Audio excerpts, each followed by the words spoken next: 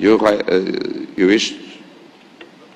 Just quickly, President, I would recommend that the IPU should pay specific attention to Eswatini, because what is obtaining there is that political parties are not allowed to exist, and a lot of activists have been arrested who are trying to call for democratic reforms in terms of what happens. I wouldn't think that it will be a correct assessment to conclude that we've got a constitutional order in Eswatini, because there isn't such.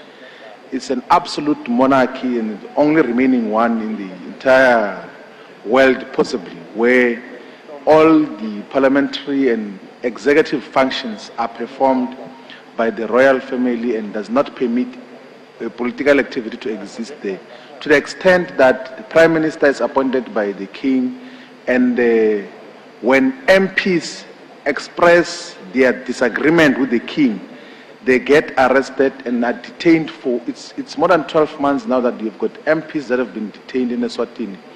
I would think that the IPU might need to pay closer attention of what is happening in Eswatini, and maybe we might have a different observation to what we think is currently obtaining, because there's no space for political activity in Eswatini, and MPs are always under constant threat. Outside of those that have been arrested, there are those that have been exiled as well in the neighboring countries, because they are not permitted to exist and express their opinions. I think that requires closer attention.